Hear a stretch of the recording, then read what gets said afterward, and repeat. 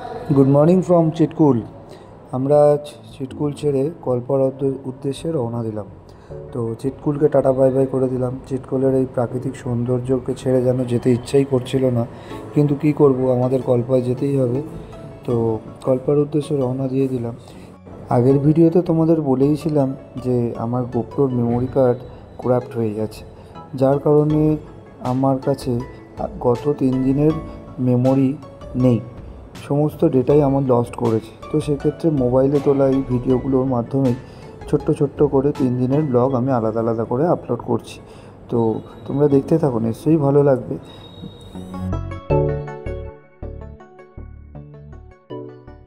আগের ভিডিওটার মাধ্যমে চিটকুলকে যতটা সম্ভব তোমাদের সামনে তুলে ধরেছি।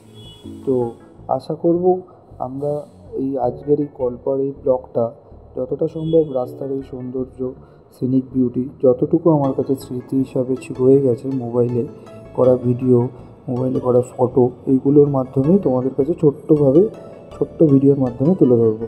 আশা করব তোমাদেরও এটা ভালোই লাগবে।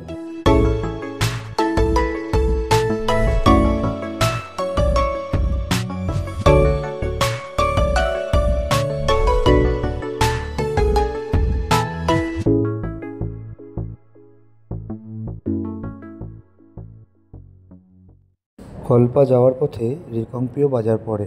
সেখান থেকে চাইলে তোমরা তোমাদের দরকারি প্রয়োজনীয় জিনিসপত্র, ওষুধ এবং যাবতীয় কিছু প্রয়োজন পড়লে তোমরা কিনে নিতে পারো। কল্পায় সবাই আসে স্বয়ং ভোলেনাথকে দর্শন করার জন্য। ভোলেনাথের দর্শন কল্পা থেকে পাওয়া যায়। কিন্নর কৈলাস রেঞ্জ এই কল্পা থেকেই দেখা যায়, কৈলাস দেবতার মূর্তি। তো আমাদের যে হোটেলে আজকে থাকবো সেই হোটেলের উল্টো দিক থেকেই আমরা দেখতে পাবো। হোটেলের ছাদ থেকেও দেখা যেতে পারে। তো আমার কাছে তো হোটেলের ছবি নেই বা ভিডিও নেই, সেক্ষেত্রে আমি সেটা দেখাতে পারলাম না কোন পজিশানে বা কোন হোটেলে আমরা আছি। তো দেখতে থাকো, আগামীকাল সকালে আমি এই কিন্নর কৈলাস রেঞ্জের যেটুকু শিলামূর্তি দেখতে পাবো সেটুকু তোমাদের কাছে তুলে ধরবো। গুড মর্নিং সবাইকে। আমি বলেছিলাম তোমাদের মর্নিংয়ে দেখাবো, কালকে ভোলেনাথের দর্শন করাবো। তো এখনও আকাশটা প্রায় অনেকটাই মেঘাচ্ছন্ন, তার মধ্যেও এতক্ষণ প্রায় ঘন্টাখানেক আমরা ঘুম থেকে উঠে অপেক্ষা করেছি সবাই। তার মধ্যেও অপেক্ষা করার পর যতটুকু দর্শন পাওয়া যায়, ভোলেনাথের দর্শন তো অত সহজে পাওয়া যায় না, তো যতটুকু পাওয়া যায় ততটুকুই তোমাদের কাছে তুলে ধরার চেষ্টা করছি। আমার ক্যামেরা, ডিএসএলআর ক্যামেরার সর্বাধিক যেটুকু জুম ছিল সেটুকুর মাধ্যমে তোমাদের দেখানোর চেষ্টা করলাম।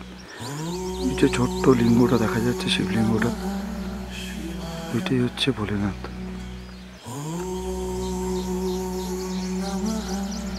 এখন অনেকটাই মেঘ কাটলে হয়তো আরও পরিষ্কার দেখা যাবে। যদি আরও পরিষ্কার দেখা যায় অতি অবশ্যই তোমাদের দেখাবো, কিন্তু যেহেতু সকালবেলা বাবার দর্শন পাওয়া যায়, তো আমরা সকলেই খুবই এক্সাইটমেন্ট ছিলাম দেখবো বলে এবং অপেক্ষা করেছিলাম। সেই জন্যেই অনেকটা কষ্ট করার পরে চেষ্টা মেলে কাল থেকেই চেষ্টায় চালাচ্ছি, যদি তোমাদের আরও ভালো করে একটু বাদে দেখাতে পারি চেষ্টা করছি। তার জন্য যদি আকাশ সাত দেয়, যদি একটু মেঘ সরে, তাহলে ওই শিলামূর্তি আরও হয়তো পরিষ্কারভাবে আমাদের চোখের সামনে ভেসে উঠবে ডিএসএলআর ক্যামেরার লেন্সে।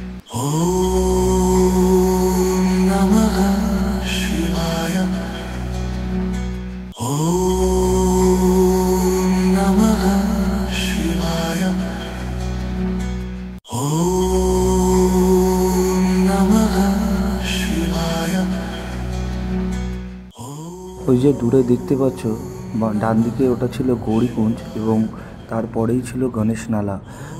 এইগুলো আমাদের হোটেলের মালিক বা হোটেলের কর্মচারীরা বলল যে এগুলোতে ট্রেক করেও মানুষ যেতে পারে।